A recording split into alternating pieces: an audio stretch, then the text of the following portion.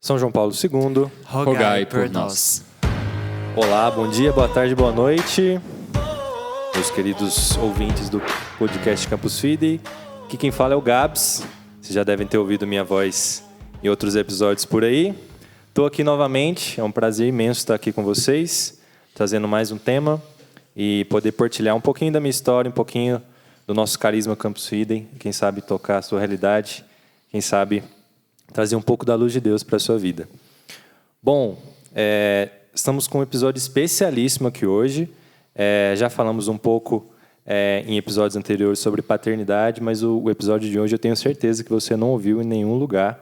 E pode ter certeza que só o Campus Fidei pode trazer essa luz para a sua vida. Bom, antes de falar o episódio de hoje, apesar de você já saber qual é o nome do episódio, né? Mas vou me apresentar. Sou o Gabs, tenho 25 anos, sou casado com a Débora, que também é missionária Campus Fidei, junto comigo. Faço parte do núcleo de formação, núcleo de produção de conteúdo, núcleo de diaconia. E estou aqui com dois irmãos de missão que vão se apresentar agora. Bom, eu me chamo Matheus, já participei de alguns outros episódios. Eu tenho 26 anos, sou casado com a Mayara, nós dois somos missionários, somos casados há 2 anos e meio, temos 3 filhos, a Sofia, que está com 1 ano e 8, o segundo filho que nós acabamos não descobrindo o sexo, o Senhor o chamou para nos preceder no céu. E a Cecília, que está batendo na porta para sair a qualquer momento. Está batendo mesmo. Está batendo mesmo. A qualquer momento pode nascer, inclusive durante esse podcast. E eu sirvo hoje no núcleo de formação, núcleo de oração e coordeno um grupo de estudos para namorados, né? O dating. Olá a todos, meu nome é Thiago, sou casado com a Ludmila. Nós dois somos missionários também do Campus Fidei. Temos, com a graça de Deus, 2 filhos, o Bento, que tem 3 anos, e o Tarcísio está com 8 meses. Somos casados há 4 anos e meio, e aqui na Rede Missão eu sirvo no núcleo de formação e no núcleo de tradução. E de vez em quando passa aqui pelo podcast, é uma alegria a gente poder partilhar com os nossos irmãos e de fato disponibilizar para muitas outras pessoas aquilo que a gente vive aqui dentro da Rede de Missão. Tiago, a figurinha carimbada por aqui, volta. É o substituto oficial, eu sou meio step, assim. Mas um ótimo step, diga-se de passagem. Excelente, o melhor que poderíamos ter. É que Deus faz milagres, entendeu? Deus faz milagres.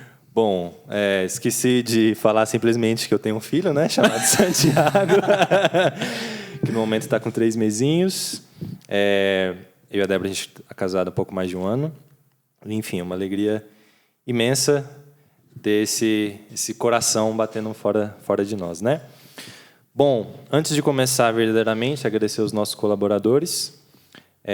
Durante toda a história da Rede Missão, muitos rostos e nomes foram realmente a intercessão, a mão de Deus, de forma providencial, pela providência divina, para que pudéssemos realizar os nossos apostolados, alcançar muitas vidas, não só as nossas, mas também de outras pessoas que às vezes nem conhecemos. Então, muito, muito obrigado a cada um de nossos colaboradores. Se você deseja ser um colaborador Campus Fidei, mande mensagem para a gente no @campusfidei e que Deus retribua a sua generosidade. Bom, vamos lá. Como vocês viram, o episódio de hoje vai dizer sobre a experiência do parto na visão de um pai. É muito comum assim a gente sempre ouvir nos Instagrams da vida, quando um casal tem um filho, a mãe vai fazer o relato de parto dela, conta toda a história, mas muitas vezes a gente quase nunca ouve o lado do pai, né? Durante tudo que aconteceu, desde da primeira notícia, enfim, as primeiras pequenas alegrias da vida de um recém-nascido, né? Enfim, trouxe aqui o Thiago e o Matheus, vou trazer um pouco também da minha experiência e começar perguntando para o Matheus, que está aqui na minha frente, então foi escolhido. Matheus, como é que foi para você, assim, Na sua história de vida, assim, você sempre quis ser pai? Como é que foi isso para você, assim? Sim, eu sempre me imaginei pai. Até quando eu tinha a dúvida vocacional, a questão do ser padre, eu já entendia como alguém responsável por alguém, né? Eu entendi a paternidade assim, alguém que é responsável por alguém, principalmente enquanto esse alguém não consegue andar com suas próprias pernas em todos os sentidos, seja biológico, espiritual. E eu sempre quis ser pai. Apesar de, quando contou, a gente perde o chão, né? Não, mas eu sempre pensei na paternidade. Eu sempre, principalmente depois do namoro, principalmente depois do dating, quando a gente começa a imaginar de fato como é ser responsável por alguém. E aí eu acho que isso é uma das chaves que a gente vira até chegar na paternidade, ou deveria ser, eu acho, até chegar na paternidade biológica. Nesse sentido de você reconhecer que alguém precisa de você. E aí você não faz as coisas certas só por si, mas para ajudar aqueles que dependem de você. Né? E eu passei muito por isso nas coordenações que eu passei dentro da igreja e tudo mais. Então, eu pude viver essa paternidade espiritual antes da paternidade biológica. Isso me ajudou muito. Mas a vontade de ser pai sempre esteve no meu coração. E é interessante porque muitas vezes quando a gente noiva, vamos dizer assim, então, assim... É interessante porque quando a gente noiva, assim, a gente pensa, poxa, quero me casar logo, quero ter minha vida com a minha esposa, mas a gente sempre esquece que se eu estou preparado para casar, eu não devo estar só preparado para ser esposo, mas para ser pai também, né? Isso aí isso ninguém fala. Vem de encontro com o coração com uma flecha, né? Eu lembro quando o Jerônimo me falou isso. Fala, não, quanto tempo... normalmente pergunta, não... na verdade, nem pergunta. Ele fala assim, vocês vão casar, vocês estão casando jovem, mas não vai ter filho logo não, vão viajar o mundo, depois você tem filhos. Tudo bem, você pode fazer esse planejamento, mas e se vier? E aí entra esse conselho, tipo, na verdade, quase um provérbio, né? Se você não está preparado para ser pai, não se case. Exatamente. Porque não tem como dissociar o sacramento do matrimônio com a realidade da paternidade. Então, isso vem... Nossa, apanhei demais. E também acaba assim, que uma pessoa que não está preparada para ser pai, para ser mãe... no sentido de ser responsável por alguém, até mesmo a responsabilidade dela vai ser vivida assim de forma bastante adolescente, sim, né? Porque o esposo, a esposa, tem momentos que sim você precisa ali ser um sustento para aquela pessoa, né? E que sim, de alguma forma, você a sustenta, talvez como um pai ou como uma mãe o faria, né? Porque, assim, nós como pessoas complexas, temos nossas carências, nossas histórias, aquilo que a gente traz e que muitas vezes não é plenamente resolvido, né? E no casamento vem tudo junto, né? Assim, as pessoas elas vêm inteiras para o casamento. E se não vieram inteiras, uma hora vai chegar o que não chegou. A conta chega. Assim. Então, acaba que esse sentimento de responsabilidade, ele faz parte da maturidade, né? A pessoa madura é chamada a assumir a sua vocação, a discernir sua vocação, e ali a viver com inteireza é a fecundidade que isso gera, né? A vida que isso gera. E para você, Thiago, como é que foi receber a notícia da primeira gravidez da Lud? Assim, fiquei muito feliz, muito emocionado. Era uma coisa que eu já desejava e que eu já imaginava, assim. Quando eu já imaginava que naquele mês ela pudesse estar grávida. E eu já vinha, assim, nutrindo no meu coração, tipo, a expectativa, sabe? Assim, tipo, o desejo. Falei assim, ai, Deus, ó. Todo mês a gente fica um pouco. Isso, a gente fica um pouco, Mas naquele mês, assim, tipo, eu sabia que tinha sido diferente, sabe? E, de alguma forma, quando Deus, ele fala no nosso coração no sentido também de um, tipo assim, de um desejo que vai crescendo, né? Como que uma expectativa que você já quase que pela fé, você quase que já pega aquilo que você crê. A gente tem ali, de fato, uma convicção um pouco maior, né? Claro que eu já havia passado por um pouco dessa experiência em outros meses, que não tinha havido ainda concepção, mas nesse mês estava diferente, então tinha ali um pouco tipo assim, de expectativa, né? E de fato se confirmou, assim. Foi dia 3 de julho de 2019, eu me recordo, porque no dia 4 a gente ia para casa dos meus pais, lá em São Paulo. Ah, legal. Então foi tipo um dia antes.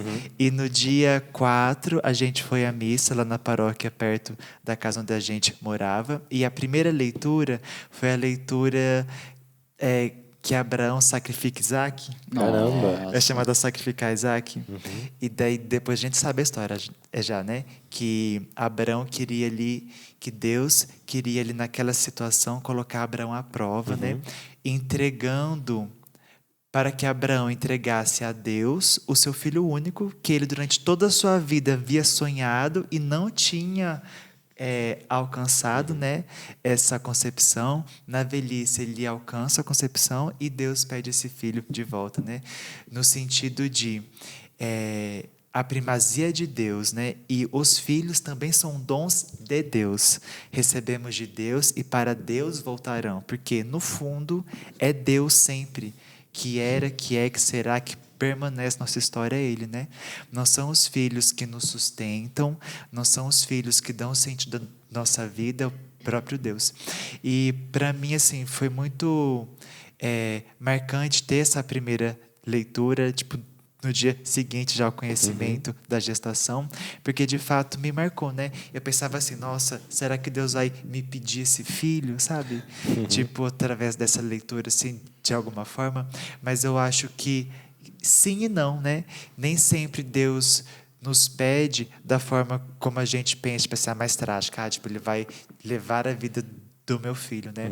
Mas sim, Deus pede nossos filhos sempre, né? Sim. Seja em um desapego que nós devemos ter para com eles, seja numa consagração deles a Deus, seja numa oferta mesmo, né?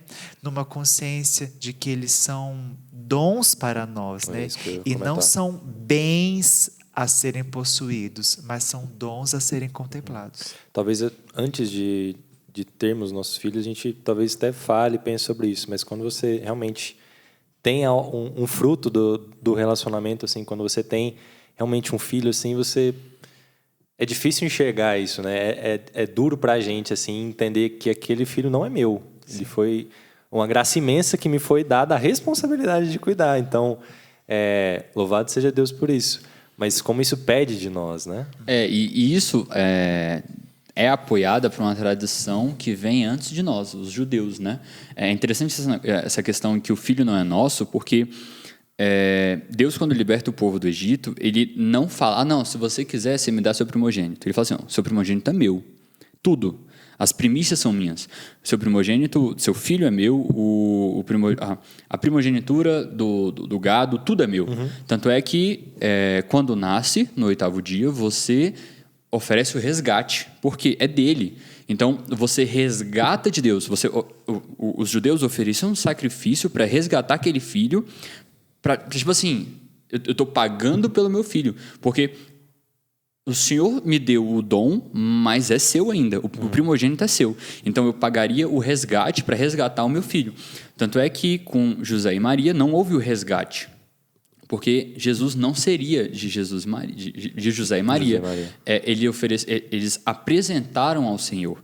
Então o evangelista Lucas, quando ele não fala do resgate que os judeus fariam, a sua apresentação. Eles ofereceram o sacrifício dos pobres, né, os 2 pombos e as 2 rolinhas, como apresentação. Está aqui, Senhor, mas eu não resgato, porque não é meu.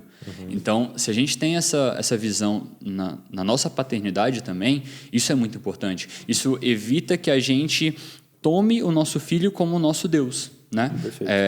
Abraão teve que sacrificar para passar por essa experiência, para que ele não idolatrasse Isaac. Mas vamos ver se você me adora mesmo. Então vá lá e mata seu filho, esse que você espera há tanto tempo. Então algumas coisas são importantes a gente pontuar e entender que o nosso filho realmente não é nosso, nunca foi nosso. A gente, como se tivesse a custódia, né? Vocês do direito, vocês podem me ajudar, mas assim... A administração. Isso, a administração. Cuida dele enquanto ele não consegue cuidar de si mesmo. Alimenta e tudo mais, mas sabendo que não é seu. Talvez por isso a intercessão de São José para a nossa paternidade seja tão necessária, né? Quando a gente olha para toda a história de São José, a gente precisa olhar para esse lado de ele cuidou de alguém, foi o guardião de algo que não era dele, de alguém que não era dele, né? E só... Não teve outros filhos para chamar de dele. Então, tipo assim, só cuidou do que não era dele. E nem por isso ele foi menos pai, né? Nossa. Verdadeiramente pai adotivo de Nosso Senhor, né? Resgatando um pouco do Tiago, que o Tiago fez, essa memória agradecida, com o Santiago, a gente descobriu que a Débora estava grávida no dia 13 de maio, de Nossa Senhora de Fátima. E, nossa, que alegria foi, assim... mas como é diferente assim, esse reconhecimento de sou pai ou sou mãe para cada um, né? Porque para a mãe tem a mudança física, ela começa a enjoar mais, o corpo dela muda, os hormônios mudam, enfim. Acho que tudo é muito físico e também consegue perceber o psicológico, né? Mas para nós, homens, nós pais que não sentimos nada no corpo, a ficha demora um pouco para cair, né? Eu acho assim, pensando na minha história, eu acho que a ficha foi cair mesmo quando o quartinho estava pronto. A gente foi um pouco desleixado, assim, que o quartinho foi estar pronto com 38 semanas. Tipo, já era para nascer, já mesmo. Mas eu acho que a ficha só foi cair quando eu vi o quartinho pronto, sabe? Tipo, o nomezinho dele, as roupinhas preparadas. Então, é muito diferente, assim, pro homem a questão da própria gestação, né? Como é que foi, Matheus, com a Sofia? Então, desde da comunicação já foi meio tensa. Da anunciação foi meio tenso. Por quê? Eu sou bombeiro militar e, na época, eu estava no curso de formação. Então, eu ficava a semana inteira fora, de sei lá, 4 da manhã até as 8, 9 da noite. Final de semana, eu ainda tinha missão e tudo mais. Então, foi um período meio complexo. E aí veio a notícia. Eu ainda estava no curso de formação. Aí a Mayara me falou até num ensaio fotográfico. Foi mó... a Débora estava lá. Vai aparecer provavelmente no Instagram. É verdade. Esse ensaio é muito legal. Muito legal mesmo. Então foi um ensaio fotográfico e tal. E ela me fala no ensaio, assim. E além do homem não ter a experiência muito na carne da paternidade na gestação, eu ainda sou um pouco mais lento para assimilar emoções, assim. Eu sou bem lento, na verdade. Então, eu fiquei muito tempo, tipo, refletindo e falei, caramba, chegou. E agora? Depois que tinha nascido. Não, depois que tinha nascido, não. Mas até os 5 anos dela, meu Deus, eu tenho até hoje. Eu sou pai mesmo? Brincadeira. Esse choro é pra eu acudir? Não é possível. Não é possível. O pai dessa menina vai chegar e vai levar. Não é possível, o pai irresponsável. Então, foi bem tenso, assim, quando veio a notícia. E toda a gestação também foi bem complicada, porque eu não pude acompanhar. Essa questão de ir nas ecografias, de ver crescendo, eu não tive, porque eu não podia sair do curso. Né? Então, quem ia era ou a minha mãe, ou minha sogra, ou minha cunhada. Então, foi meio complicado essa questão de... A gente vai chegar no parto, mas desde a gestação, eu tive um sentimento de impotência nesse sentido. Aí tinha outras pessoas no curso que também estavam com a esposa grávida, e aí eles acabavam tipo matando uma aula e tal para sair, e aí me chamava de pai ausente porque eu não matava a aula. E aí eu tinha esse sofrimento interno de querer estar presente, de querer acompanhar, e não poder.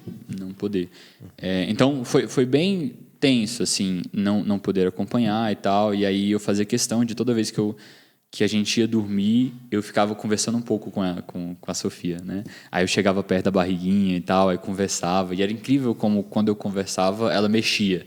E aí a gente batia mó papo. Eu com palavras, ela com ondulações na barriga. Mas, assim, a gestação foi bem tensa. Para mim, nesse sentido. Para Mayara também, por não ter o Sua pai presença, do né? lado e tal. Mas eu só fui cair a ficha quando sangrou. Corre pro hospital. Na correria, Na na correria, doideira correria. do nascimento. Pra mim, assim, eu não tive essa dificuldade, assim, em cair a ficha, assim, tipo... Assim que a Ludmilla falou... Tô grávida. Eu já tava conversando, já com a barriga. Ela, ai, meu Deus, pelo amor de Deus, não fala. Calma. Já, tipo assim, tentando ela assimilar a coisa, já conversando já com a barriga, sabe? Então, tipo, eu não tive, assim, essa demora em assimilar, assim. Acho que, pra mim, acho que eu já queria tanto e esperei tanto por isso, Era tão assim, sonhado, né? que eu já tinha concebido, já, tipo, no meu coração, sabe? Legal. Eu tava só esperando, assim, Já que de estava no coração, já. Já estava no coração, já. Legal. Tava só esperando só a concepção. E com o Tarcísio foi mais ou menos assim, sabe? Tipo, eu desejava tanto e tal.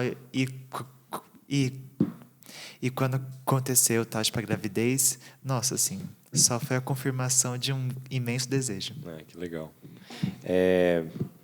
Algo que quando eu penso assim na minha história, na nossa história, minha e da Débora, né? Que a gente foi muito agraciado por estar na rede de missão e poder conviver com outros casais que não só têm o mesmo objetivo, os mesmos princípios, mas que puderam também ser essa troca de experiências, essa troca de vivências do que é a gestação e principalmente o que é o parto, né?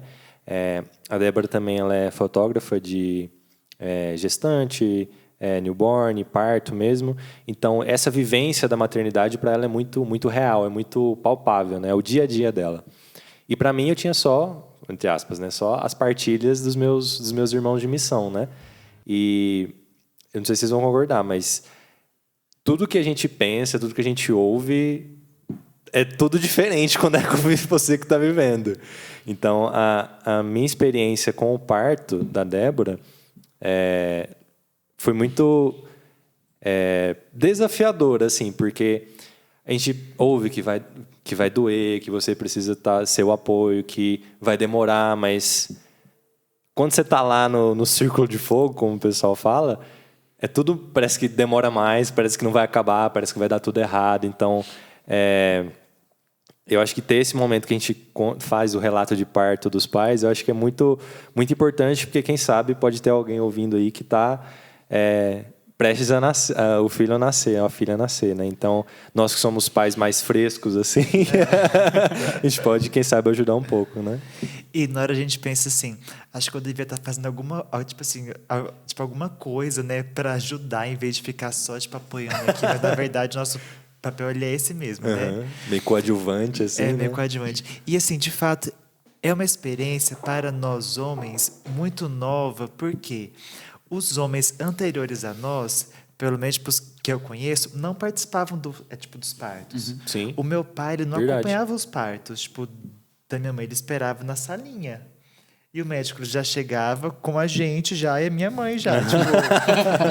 Então, que nem Horas e horas e horas depois. tipo, meu avô lá no sítio, eu não sei se ele acompanhava os partos da minha avó com a parteira, mas as histórias que eu escuto é que não, era que os homens se reuniam em um lugar e as mulheres em outro.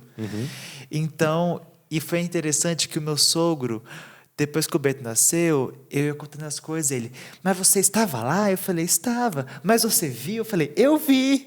Aí eu falei, ele nasceu quase que no meu colo, junto com a Ludmilla, tal. Tipo, estava eu, a Ludmilla, e nasceu o Ben. Tipo assim, nós três juntos. E na cabeça dele, ele era tipo assim, nossa, mas como? Tipo, pode? Mas você Deixaram ou se foi escondido? Deixaram. Então, assim, a gente sabe que o parto, ele tem passado, né, por algumas mudanças no sentido de humanização e que permitiram que os pais tivessem uma participação não só figurativa, né, Sim. na concepção efetiva, mas no parto figurativa. E não, né, assim, de fato, pelo menos na minha experiência, né, acho que na de nós aqui também, a gente teve a graça de contemplar aquilo que a gente sempre escutava, né? Ou de fato sentir a importância de ser um esteio junto da esposa, né? De ser uma pessoa ali que passa segurança, firmeza, que reza junto, que chora junto, que sua junto e que se alegra junto, né? Que rejubila junto. Então, acho que, pelo menos para mim, assim, foi uma experiência de profunda união, união do casal e de contemplar a misericórdia de Deus, porque não nasce nunca, demora muito, é muito tenso, é muita coisa, mas chega uma hora que a gente escuta, tá vindo, só mais um pouquinho, faz mais uma força, sabe? A gente fala, caraca, tipo, é agora, tipo, vai... Sabe, deu certo. Deu certo. As 40 semanas nós sobrevivemos. Depois de 9 meses se preparando, estudando, e um monte de consulta e não sei o quê. E, cara, deu certo. Tipo, tá vindo, eu vou ver. Aí você vê, tipo, cabelinho já, você coloca a mão, você sente. Nossa, você corta o cordão umbilical. Assim, e tem muitos homens que falam assim, nossa, tipo, eu não conseguiria, tipo, estar lá, porque tem sangue, ou não consegue estar próximo de uma situação que é um pouco mais delicada, ou que acha alguma coisa assim, tipo, que não vai ter estômago para estar perto. Mas pelo contrário, assim, tipo, a visão nossa ali, ela não fica presa naquilo que é material, né? Mas de fato contempla ali uma obra de redenção, né? O venerável Fotoshin, ele fala que a mulher em trabalho de parto, ela se une à cruz de Cristo, né? Cristo ali que sofre em suas dores para gerar toda a geração de cristãos, né? Ao lado de Nossa Senhora, e a mulher ali que em trabalho de parto também se doa e se entrega para dar a vida, né? É interessante que a Ludmila um dia ela comentava comigo que quando ela estava já em trabalho de parto do Tarcísio, ela estava em casa e o Bento estava na casa da minha sogra. E quando o Bento chegou em casa, eu dei jantar a ele, dei banho e subi com ele para colocar ele no quarto dele dormir, e a Ludmila estava no banheiro do nosso quarto, que é em frente ao quarto do Bento. E quando o Bento subiu as escadas, a Ludmila fechou a porta porque ela não quis olhar o Bento. Ela não quis ver o Bento antes do parto do Tarcísio. Porque ela falou que para ela ali, ela se sentia prestes a dar a vida, no sentido de morrer se fosse necessário. E que ver o Bento iria atrapalhar a concentração dela. No sentido de ela começar a pensar no Bento. E a pensar no que ela deixaria. E ela não estaria pronta para dar a vida. Sabe aquela história da mulher de Ló que olha para trás, né? E ali, tipo, ela perde, né? Então, mais ou menos nisso. E para nós homens, a gente não está disposto a perder a vida da esposa. Nossa. Tipo, a gente quer os dois. A gente quer o filho e a gente quer a esposa. A gente quer a mãe, quer o filho. Sim.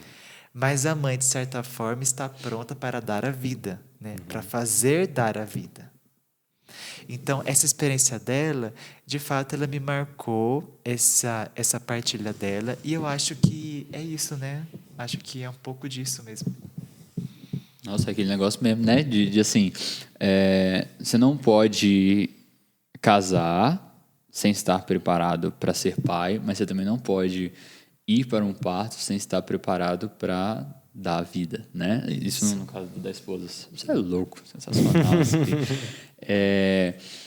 No nosso caso, a gente também teve, e é engraçado porque eu acho que a ressurreição é tão mais feliz quanto pior for o sofrimento da paixão.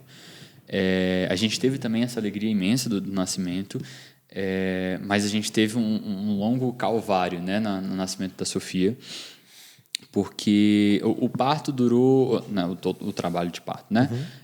Durou 25 horas. Então, começou 6 horas da sexta e foi nascer só 7h30 da noite do sábado. Sábado de aleluia. E aí... tipo isso mesmo. E aí eu tinha acabado de chegar do curso, cheguei mais cedo, por milagre de Deus, porque sexta-feira eles botam para ficar mais tempo, né? Tipo, tá no ter final de semana. E nesse dia eu cheguei mais cedo, e aí assim que eu cheguei, a Mayara já foi no banheiro e aí começou a sangrar. Ela falou, vixe, começou o trabalho de parto. Só que eu estava muito cansado de toda a semana, todo dia. E aí a gente tinha contratado a doula, a gente ligou para ela foi lá para casa. E eu tive a experiência do Getsemane, quando eu comentava com você antes, eu não estava conseguindo acompanhar a Mayara durante a noite. Eu estava, tipo assim, caindo de sono, tipo, muito cansado. Até que a doula falou, não, dorme um pouco, porque ela vai precisar de você amanhã. Agora, durante a noite, nesse início do trabalho de parto, eu fico com ela. Ela vai precisar de você amanhã. Aí eu fui dormir. Ela ficou a noite toda tendo contrações, nem lembro de quantos em quantos minutos. Eu dormi, ela me acordou de manhã, a doula me acordou de manhã, fala, então vamos acordar, que a gente precisa ir para o hospital. A gente foi para o hospital, chegamos no hospital, acho que eram umas 9 horas, e aí, enfim, demorou muito, a questão da dilatação, aí depois eu descobri que não é só dilatação, tem um tal de altura que tem que descer também. Tem que encaixar. Do nada tem que encaixar. Aí eu falei, gente, mas nunca tá na hora, assim? né? Nunca tá na hora. E aí, outra graça de Deus também foi a médica que acompanhou o parto da Sofia, porque a gente estava com o médico e a gente não sentia paz em fazer com aquele médico. E a gente rezou e pediu para que Nossa Senhora escolhesse um médico ou uma médica plantonista para fazer o parto. E quando a gente chegou lá, era uma médica católica, que inclusive a galera da Rede de Missão vai com ela agora. Um beijo, doutora Mari. E aí... Foi incrível que ela já chegou e falou, já foi conversando, falando assim, eu não sei qual é a religião de vocês e tudo mais, mas eu sou católica e se vocês não se importarem, normalmente quando nasce eu gosto de abençoar e tal o neném e tudo mais. A gente falou, não, a gente também é católico e por favor, pode fazer e tal. E quando foi, acho que umas 2 horas da tarde, a Mayara estava sentindo muita dor, pediu pela analgesia. Só que aí demora um certo tempo para preparar a analgesia, não sei o que lá, sei lá o que aconteceu. Quando foi perto de 3 horas, a doutora chegou e falou, então, o que vocês acham da gente rezar o texto da misericórdia? Eu falei, por favor, só vamos. Aí ela levou lá no celular dela, ligou na caixa de som, ligou até no texto da misericórdia da irmã Kelly Patrícia. E aí a gente rezou... Só um som, né? Só um som, no céu. E aí a gente rezou o texto da misericórdia. O 5º mistério do texto da misericórdia foi cantado pela irmã Kelly Patrícia e a doutora... Eu lembro dessa imagem. A doutora estava de joelho, rezando o texto da misericórdia, com as mãos para cima, porque a maca é alta, segurando a mão da Mayara enquanto ela recebia a analgesia. Que ela estava, tipo assim, no ápice da dor. Esgotada e tal. Gente. E aí, a gente teve essa vivência. Aí, deu fez a analgesia. E tudo parece que melhorou, assim. Aí, eu comentava, foi como se fosse o domingo da Gaudete no meio da quaresma. Né? Então, todo aquele clima pesado de dor sumiu. Aí, a Mayara conseguiu dormir. Se maquiou até, para dar fotos, teve as fotos lá, se maquiou e tudo mais. Foi Você ficou um pouco mais aliviado também, eu imagino? Eu também e tal. Assim, porque a nossa atenção é de acordo com a atenção dela. Excelente. Ela que está sentindo. Esse o então, ponto. quando ela descansou, eu também descansei. E aí ela foi dançar, a gente botou umas músicas, ela começou a dançar na bola, dançar lá, ficar fazendo agachamento para criança encaixar e tudo mais. E aí... Acabou o domingo da Gaudete, né? Volta pra quaresma. Tudo que é bom, dura pouco. E agora vamos pra paixão. E aí foi o momento do expulsivo. A Mayara falou, né? Foram 2 horas de expulsivo. Sentindo muitas dores. Ela, por conta da analgesia, a gente foi descobrir isso depois. Por conta da analgesia, ela não conseguia fazer a força do jeito certo, porque ela não ela não tinha controle da musculatura. É como se estivesse dormente, sabe? E aí ela fazia força e não era efetiva. Então ela gastava muita energia e não era efetiva. Então ela se esgotou muito rápido. E aí, tipo assim, várias posições e tal, muda de posição. E eu não pude ver saindo. Porque a gente tava naquela banquetinha lá, vocês devem saber, tava na banquetinha e eu tava atrás, a famosa banquetinha, e eu tava atrás dela. Então, tipo assim, eu tava atrás, apoiando as costas. E ela encaixada em você. Exatamente. Então, eu abri a perna, aí ela estava sentada entre as minhas pernas, e meu corpo estava como encosto para ela, e segurando a mão, e eu falando no ouvido, né? Esse apoio emocional, né? É interessante que a gente não tem a dor no nosso corpo, né? É um sacrifício para nós incruento, né? Então, não tem dor. A gente tem uma dor na alma e a gente só pode fazer a experiência do Cirineu. A cruz não é nossa. Eu não posso tomar a dor, eu não posso tomar a cruz dos ombros dela, mas eu posso ajudá-la emocionalmente. Vivendo essa impotência que São José viveu no Natal. Aquilo, para mim, me ajudou muito. Essa experiência do parto de que a gente não pode pegar as dores dela e colocar em nós. Essa impotência do homem que é chamado a ser provedor em todos os sentidos e que não encontra lugar para sua mulher, e o Filho de Deus nascer, ele não encontra. E ele é obrigado a ir para como que um estábulo, né? Para a criança nascer em meio aos animais, em que o bafo dos animais que o esquentava. Então, essa impotência, imagina São José, a impotência que ele viveu. Eu acho que isso é muito forte para os homens no parto. Essa questão de impotência, de a gente não conseguir, não ir lá, meter a mão e falar, não, vamos nascer logo, não dá. E aí a gente teve outras experiências ainda. Depois que nasceu, eu cortei o cordão umbilical, isso é sensacional. Aquilo que eu iria fazer de forma espiritual mais para frente, eu pude fazer de forma material e biológica com a Sofia. E aconteceu algumas coisas ainda, porque a Maiara teve laceração, né? Um grau severo.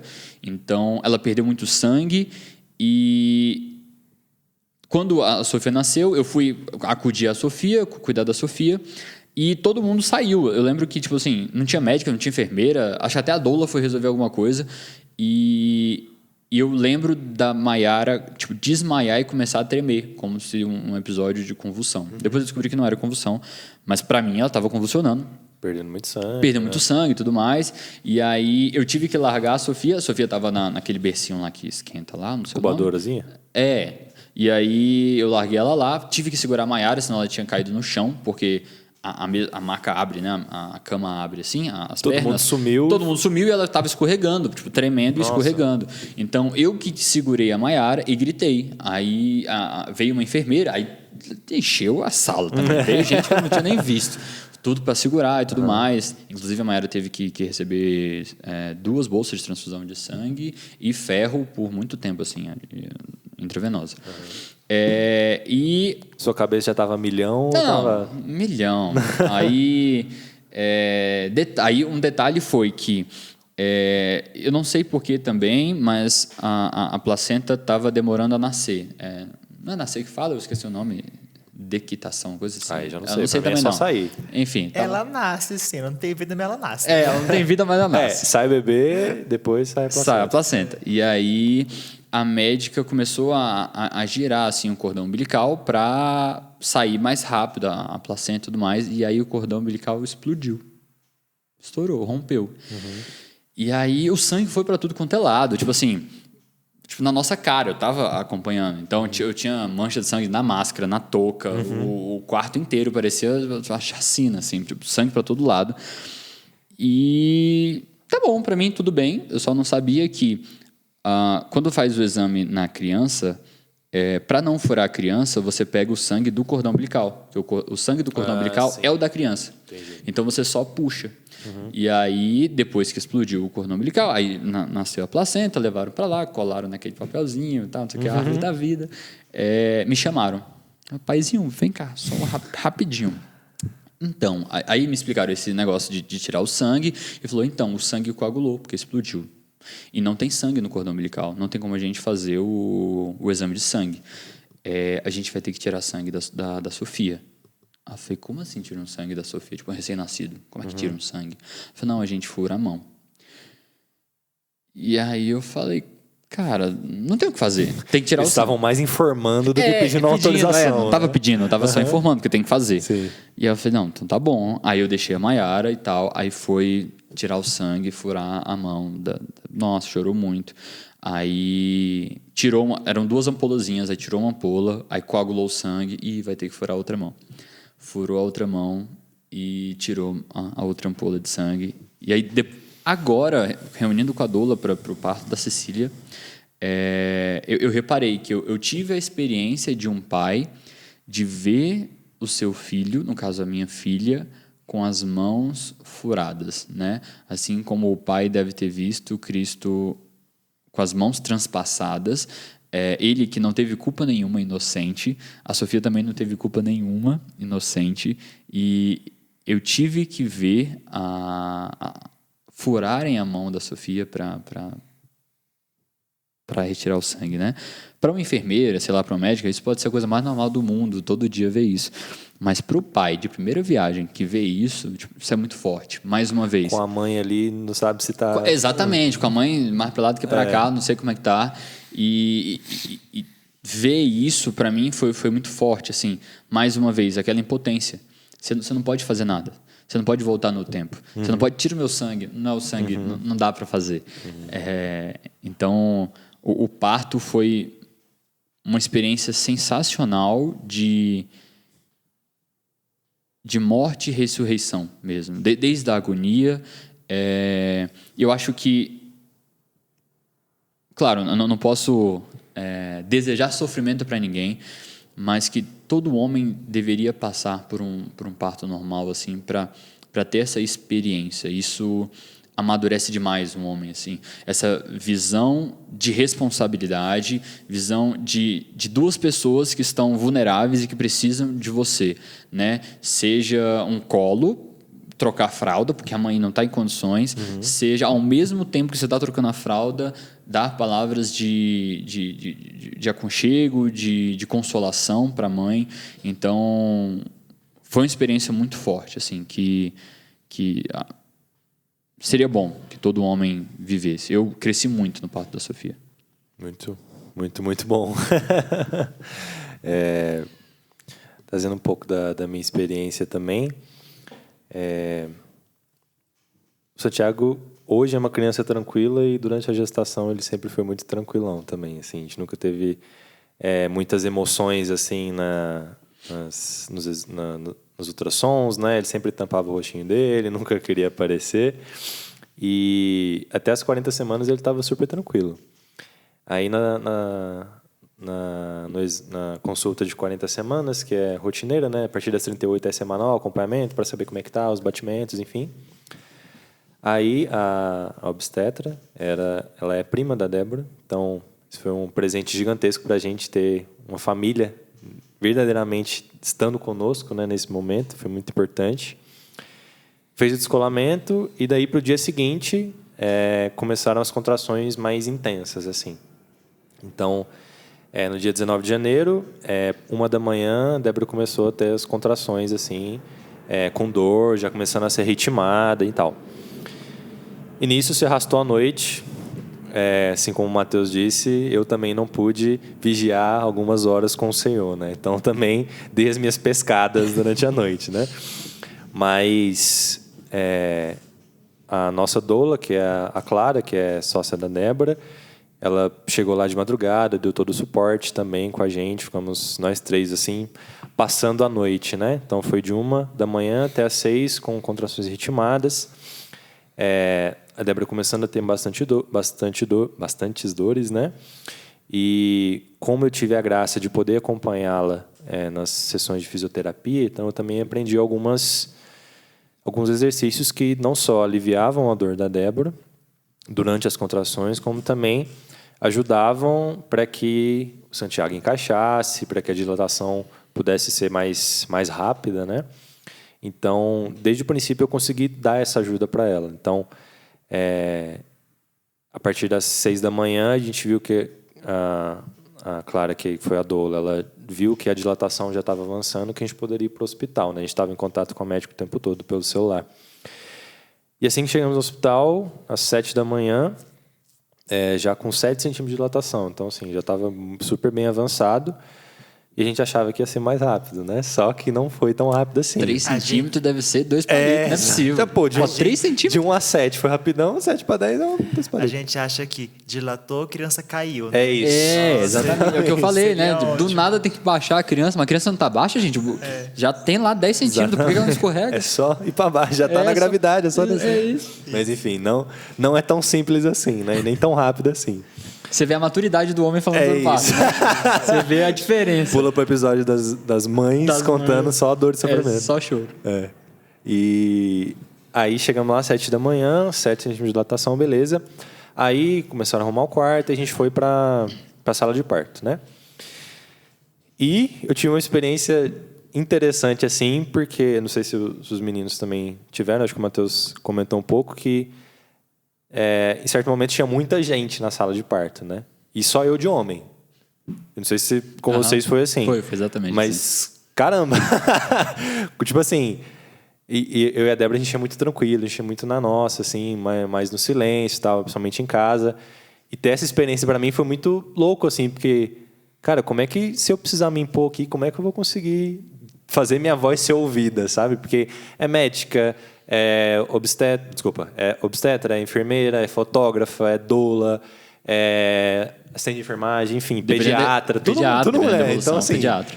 caraca, como foi pra mim difícil ter esse momento, assim, de também poder concentrar, né? Poder me entregar ao momento, né? Tipo, se encontrar ali no meio, né? Exatamente. Poder, poxa, ela já está tão bem assessorada também, como é que eu posso ajudar de alguma forma, né? E daí, das 7 da manhã até 11 horas, meio-dia, a gente fazendo exercícios, tal, com bastante dor.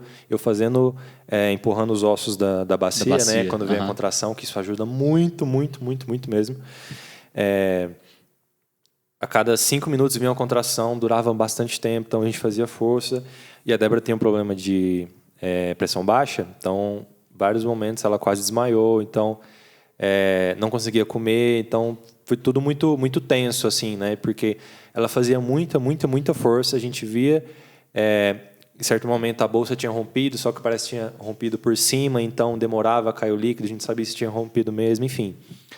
As coisas que acontecem durante o parto que são muito nebulosas, a gente não sabe, poxa, qual que é o próximo passo, será que está perto, será que está longe, enfim.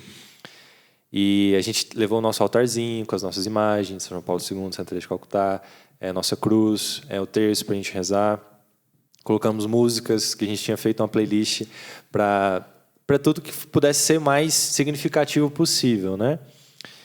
E confesso que durante todo esse tempo eu não tive muita lembrança de rezar, assim, rezar com certeza eu rezei, mas não de proferir palavras diretamente a Deus, pedindo ajuda dele, mas só rezando, assim, pensando, poxa, focado para vencer aquela batalha, sabe? E claro, com a ajuda dos nossos irmãos também, sempre intercedendo. E chegou certo momento, 11 da manhã, que a Débora estava completamente esgotada e pediu analgesia, beleza. Aí eu acho que é de propósito que a analgesia demora, não sei, porque como demorou pro médico chegar, cara, impressionante. E depois que ela tomou a analgesia, ela ficou tranquila, pôde comer um pouco, então ela conseguiu ficar um pouco mais forte. E a partir desse momento da analgesia, eu fiquei o tempo todo do lado dela. Antes eu ficava apertando a bacia, mas eu percebi, poxa, agora eu preciso estar... Sinto que está chegando a hora, né? Eu preciso estar do lado dela para ela ter mais forças, né? Porque quando ela pediu analgesia, eu vi que ela estava começando a fraquejar, porque a gente sempre quis o parto normal, a gente sempre considerou a possibilidade da cesárea, pensando que seria o bem para os dois, né? A gente não ficaria frustrado, mas eu vi que a Débora seria possível, que ela conseguiria, mas que ela precisava de uma força a mais, né? E aquilo que eu comentei antes, de a gente ouvir a experiência do outro, mas não estar preparado, cara, a força que a Débora fazia, parecia que ela ia ter um derrame. Tipo assim, tamanha força ela fazia, as veias na cara, assim. É uma experiência muito, muito difícil pela impotência, bem que o Matheus falou. É muito diferente, assim, de tudo que você já viveu. Muito, muito, muito diferente. E, beleza, tomou analgesia, ficou mais tranquila. Aí voltaram as contrações, teve que tomar ocitocina, se não me engano, né, para voltar a ter as contrações para o Santiago sair. E 12h31 ele nasceu. Foi uma meia hora daquele expulsivo, né, que parece que estava expulsivo desde antes, que está fazendo força sempre. Mas, enfim, teve uma hora que apareceu o cabelinho e vai saindo. Pude cortar o cordão umbilical também, graças a Deus.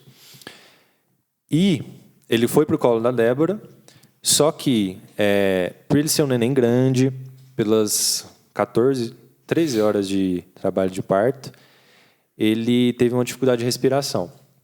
Então, assim que ele nasceu, foi logo para o colo da Débora, só que a gente precisou levar ele para a incubadorazinha, e é normal ele receber oxigênio até que a respiração dele fique normal, né? A frequência respiratória fique normal. E o protocolo é que depois de 2 horas, se ele ficar 2 horas recebendo oxigênio e a frequência respiratória não normalizar, vai ficar acima de 90%, se não me engano, ele interne, vá para a UTI para que ele possa passar um tempo de acompanhamento para ver se ele consegue, se o pulmão dele está ok, se ele consegue viver fora da barriga, né? Então, a Débora teve esse sentimento, assim, esse contato com o Santiago logo no começo. E depois foi logo para a incubadora e eu não tive esse momento assim de pegar ele no colo, né? De, poxa, que legal, né? Finalmente nasceu. Tudo que a gente passou deu certo, vou conseguir celebrar com ele. Só que aí passou as 2 horas, ele continuou com a respiração difícil, ele precisou internar na UTI. Então, ele nasceu 12h30, aí 4h30 falou, não, vai precisar internar, beleza. E nisso a gente alegre que deu certo, todo mundo celebrando e tal, mas depois do momento... às 4h30, às 2 horas depois, que a gente precisou ir para a UTI, que eu fui acompanhando ele, eu falei, caramba, que horas que eu vou poder pegar ele? Que horas que eu vou poder ter ele no colo, assim? Então, isso foi na quinta-feira, né? Então, às 5 horas da tarde ele internou e, como a Débora, enfim, teve parto normal, a gente tinha um apartamento lá, a gente tem acesso à UTI o tempo todo, né? Na própria quinta-feira ele já ficou sem oxigênio, então tipo assim, acho que era 11 horas da noite, ele já ficou sem oxigênio, então ele já estava ok a respiração, né? Só que por ele ter ido para a UTI, os protocolos para que se libere da UTI, primeiro tem que passar as 24 horas, não sei se é 24 ou 48 horas, enfim. Mas o protocolo para que eles liberassem o Santiago era que ele tivesse muito saudável, no sentido de fazer xixi bem, o exame de sangue tá ok e tal. Coisas que muitas vezes uma criança que nasce assim não precisa ir para a UTI, às vezes até demora um pouco mais para regularizar, para regular e consegue ter alta fácil, né? Só que não. Então ele ficou de quinta até segunda-feira na UTI. E é muito difícil, assim, ter a experiência de ter seu filho na UTI. Parece que é um pouco daquilo que a gente falou. Ele já me deu e já está tomando, parece, assim, né? E recentemente, na minha família, a gente teve um caso nesse sentido, né? Então, foi muito duro, assim, de, poxa, será que eu vou conseguir pegar ele no colo? E no dia que eu peguei, eu não lembro se foi exatamente no sábado ou no domingo, ele ainda estava na UTI, mas... por ele já ser uma criança um pouco mais saudável, por eles verem que ele estava evoluindo bastante, estava comendo bem, se alimentando bem, eles deixaram a gente pegar, só que ele todo com os fiozinhos. Então, assim, foi uma experiência muito, não dolorosa, mas diferente, assim, das minhas expectativas. Acho que é assim que eu queria deixar. Que a gente pensa muito, sonha muito, e quando a gente não atende os nossos sonhos, não atende as nossas expectativas, a gente tende a ficar um pouco frustrado, né? E não verdadeiramente curtir aquele momento. Celebrar a graça de Deus e poder estar com o meu filho no colo, né? Então, aí na segunda-feira ele teve alta, Aí foi pro quarto, na terça-feira a gente teve alta. Desde então, assim, só Tá no seu alegria, colo assim. até Não sai do colo. Quem quer pegar no colo tem que passar por mim primeiro. Eu tenho que deixar, tô brincando. Mas, cara, como é gostoso poder ter ele no colo, assim, sabe? De poder curtir esse momento. Nossa, foi... Desde então, cada dia, cada alegria nova, cada sorrisinho que ele dá, cada pequena alegria de cada dia, cada pequeno aprendizado eu olho para trás e vejo, poxa, Deus queria me ensinar algo com aquele momento, né? Então, louvado seja Deus por isso e que eu possa ser um pouco menos impulsivo, né? Talvez ter um olhar mais espiritual sobre tudo que está acontecendo, né? A gente faz a experiência de fato, ter encontrado ali uma pérola de valor imenso, sobre a qual vale a pena se desfazer de tudo, né? De tudo, assim. Meu Deus, assim... quantas pessoas têm medo de serem pais, né? Têm medo de serem mães, achando que você precisa, tipo assim, estar com tudo o que é supérfluo à disposição, sendo que se você tiver o essencial, que é a disposição e um coração disposto, né? Uma família disposta a acolher, isso já é mais do que suficiente. E ali você pegar no colo, tocar, sentir o calorzinho deles, né? Abraçar, sentir o hálito deles, né? Tipo, calorzinho. Cara, isso não paga nada, nada no mundo. Nenhuma promoção, nenhuma viagem, nenhum emprego. Tipo assim, seria completamente impensável trocar qualquer coisa por um dia a menos dessa experiência, sabe? Então, de fato, assim, isso chama vocação, né? E quando a gente pensa que o próprio Cristo, ele foi um bebezinho que também tinha um cheirinho de leite, que também, às vezes, tinha cólica, né? Que gostava de se aconchegar, dormir no colo, que, às vezes, quando Nossa Senhora colocava ele no berço, ele chorava porque ele queria ficar no colo. E como? E, assim, passar por essas experiências pensando que o nosso Deus também se fez um bebezinho assim, né? Às vezes a gente fica impaciente com nossos filhos, às vezes que choram muito, ou que estão, às vezes, insistentes no mau comportamento, tá? Se já tiver a idade da razão, alguma coisa assim. E pensar que esse foi o caminho que o próprio Deus escolheu para trilhar também, né? Então, que nos faz também olhá-los com compaixão, com misericórdia, né? Com acolhimento. Nossa, assim... O Gabs falando aí me lembrou uma frase, acho que é de Santa Teresa d'Ávila, que eu falo, depois que eu aprendi essa frase, eu falo para todo mundo em relação a filho, né? Porque, principalmente a galera lá no quartel e tudo mais, tem muita gente nova, mais ou menos, da nossa idade, e aí fala, caramba, você com 26 anos... eles não consideram muito o segundo filho, né? Mas não, já está com 2 filhos, com 26 anos e tudo mais. Pô, mas eu penso em mim, não sei o quê, porque eu vou ter que deixar isso e tal. Colégio está muito caro, não sei o quê. Tipo, os pensamentos, né? Do porquê não ter filho. Aí enche de desculpa, fala que é difícil, e aí os pais que já têm um pouco mais... são um pouco mais velhos, né? Os pais lá do meu quartel têm tipo uns 35, 40 anos, né? Que estão começando a ter filhos agora. Caramba.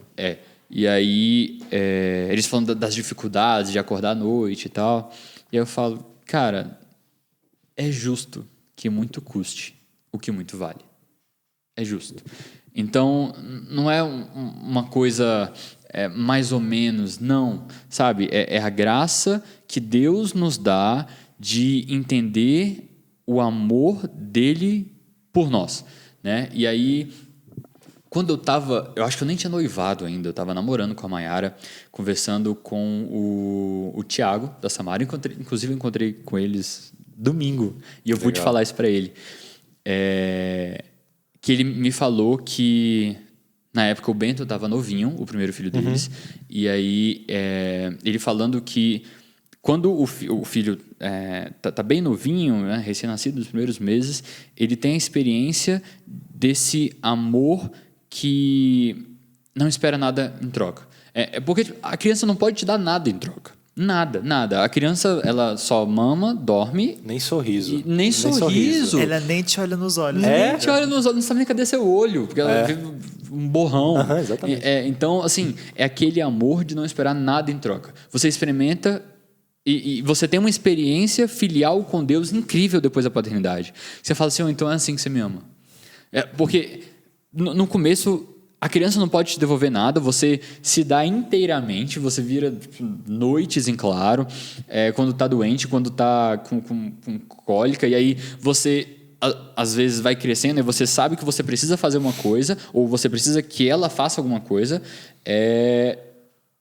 só que ela pode não fazer, entendeu? Você sabe o que é certo para ela, só que às vezes ela não quer, e aí você tem que forçar ela. É muito Deus olhando pra gente, falando, então, meu filho, você tem que ir para esse caminho. Eu sei que você não quer, mas você precisa, vem cá, vamos, vai para esse caminho. Então, a paternidade traz uma experiência filial com Deus incrível, incrível. Esse amor que você dá sem esperar nada em troca, porque ela não pode te dar nada em troca. Depois, quando vai aprendendo as coisas e tudo mais, a primeira queda, joelho ralado, eu imagino muito Deus olhando, aí caiu de novo no pecado. Vem cá, mãe igreja, por favor, pega sacramento da confissão, volta para cá, fica de pé de novo e anda, sabe? Então, eu consigo ver essas experiências da paternidade e eu consigo ver entender muito mais, ou esperar entender muito mais do pensamento de Deus quando nos olha, sabe? É muito bom. A nossa fé muda, assim. Eu tive a mesma experiência, assim, sobretudo nas madrugadas, né? Que a gente tem que ter um pouco mais de paciência do que o normal e a gente luta não só com as coisas novas, mas contra, acho que talvez o pior inimigo que somos nós mesmos, né?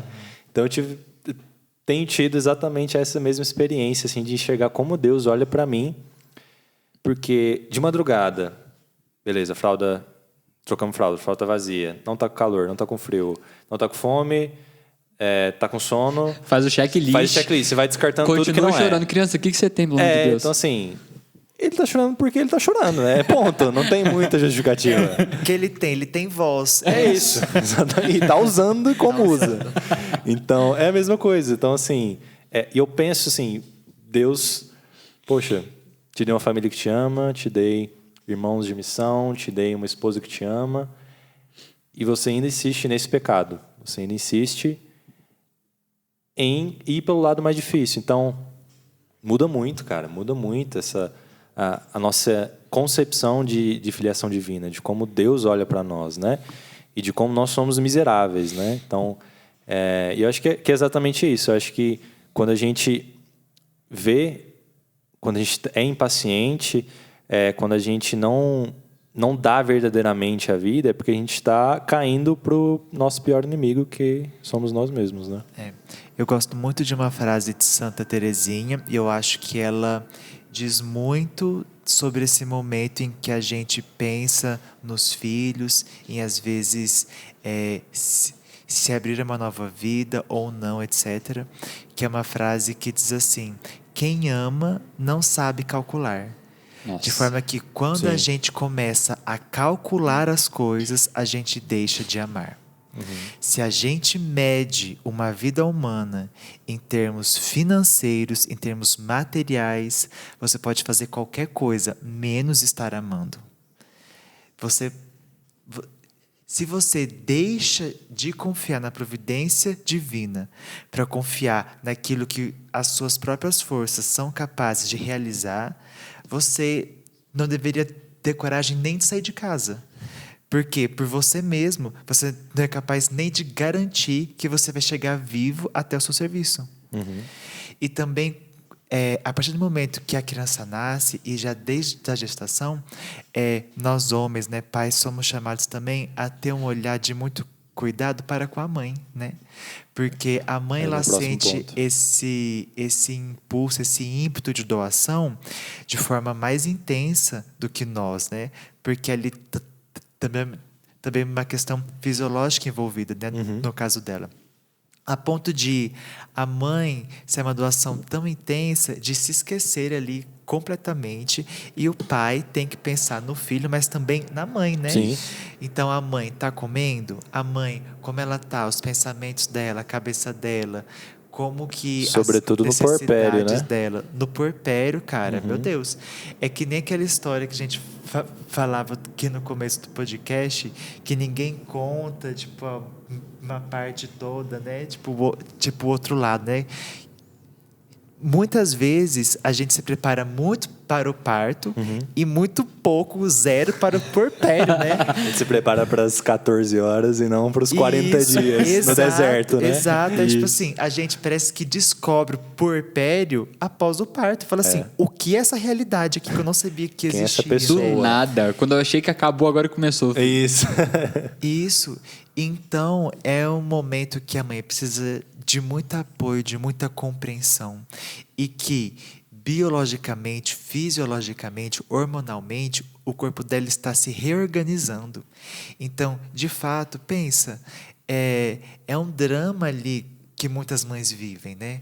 Muitas mães passam a experiência de falar: cara, estou com meus filhos aqui nos braços, tá tudo bem, temos um lar, porque eu tô me sentindo desse jeito, sabe? Tipo assim, não é certo que eu me sinta assim, né?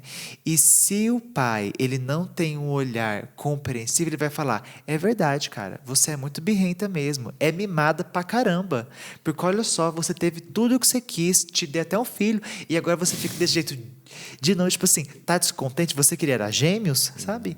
E eu tenho certeza que um pai incompreensivo passa esse tipo de pensamento no coração, sabe?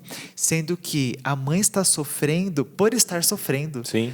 Por estar Uma coisa que ela sofrendo. não tem noção, assim, um turbilhão de hormônios, não sei o quê, tem a realidade da depressão pós-parto. Então imagina a amamentação, loucura na cara. cabeça dela, não tem culpa daquilo. Exato. E se o homem não tiver esse olhar meio também misericordioso para com ela, ele consegue afundar ela mais ainda. Sim. Né? Ao invés de ser esse suporte, esse sustento, ele consegue destruir mais ainda aquele momento, né? Exato. Então o homem também tem que ser esse suporte. E o Tiago falou de Abraão, né?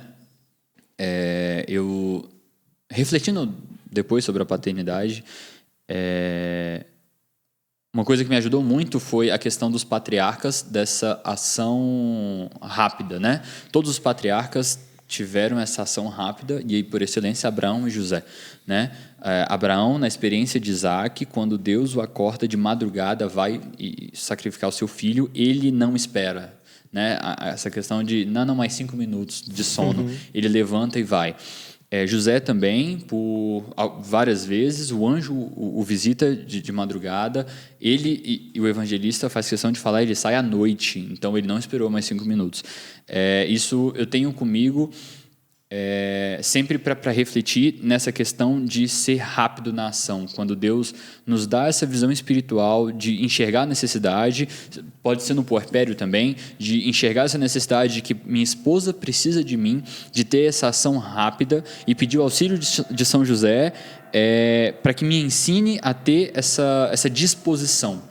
Né? Essa disposição de pai de levantar no meio da noite e ir ajudar. Prontidão. Né? Essa prontidão de patriarca, né?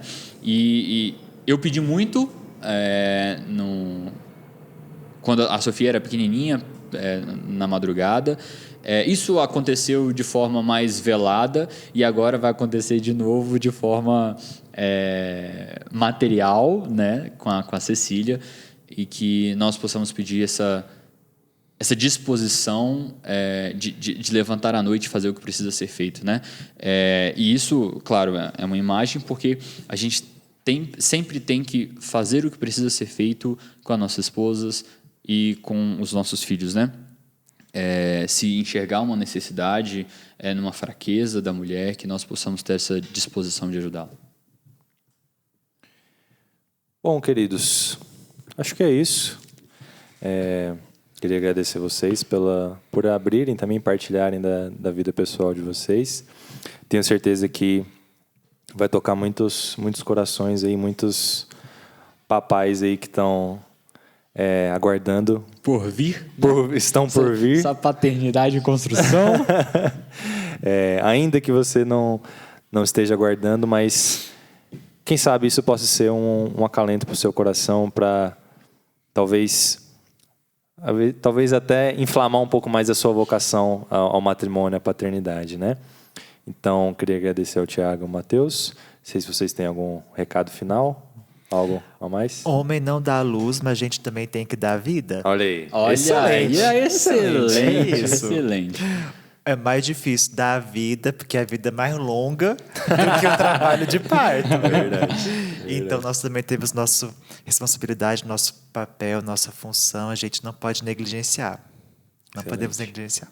Eu quero ler 4 versículos de Filipenses, que está sendo um sustento para mim nessa terceira gestação, e que Deus tem repetido de várias formas, em momentos diferentes. Filipenses 4, de 4 a 8. E para vocês que estão esperando um filho ou estão se preparando para o matrimônio, que seja uma mensagem mesmo de ânimo para todos vocês. Filipenses 4, a partir do 4. Alegrai-vos sempre no Senhor. Repito, alegrai-vos. Seja conhecida de todos os homens a vossa bondade. O Senhor está próximo. Não vos inquieteis com nada. Em todas as circunstâncias, apresentai a Deus as vossas preocupações, mediante a oração, as súplicas e a ação de graças. E a paz de Deus, que excede toda a inteligência, haverá de guardar vossos corações e vossos pensamentos em Cristo Jesus. O versículo 7, para mim, vem com uma bomba no meu coração. E que seja para você também, a paz de Deus excede toda a inteligência. Não importa o que dizem, não importa se vão te chamar de louco, a paz de Deus excede toda a inteligência. E essa paz de Deus haverá de guardar vossos corações, vossos pensamentos em Cristo Jesus. Amém. Excelente. Eu acho que nesse tempo pascal também essa mensagem, esse versículo diz muito, né? Porque acho que a gente foca muito na sexta-feira da paixão e esquece da ressurreição, né? Então, sobretudo num trabalho de parto, numa madrugada difícil, numa doença cometida no filho, que essa cruz possa ser carregada, porque a ressurreição há de vir. Essa paz do Senhor há de reinar nos nossos corações, das nossas famílias, né? Amém. Então é isso, meus queridos. Muito obrigado pela presença mais uma vez. Obrigado a cada um de vocês que nos acompanhou nessa partilha. Obrigado ao Jefferson e ao Guilherme que estão aqui na gravação. Obrigado mais uma vez aos nossos colaboradores, que são o sustento dessa missão. Se você é de Brasília, nós temos o nosso Instituto Campus Fidei. Fica aqui no Jardim Botânico, Brasília. Você é muito bem-vindo para nos visitar e conhecer um pouco mais da nossa missão.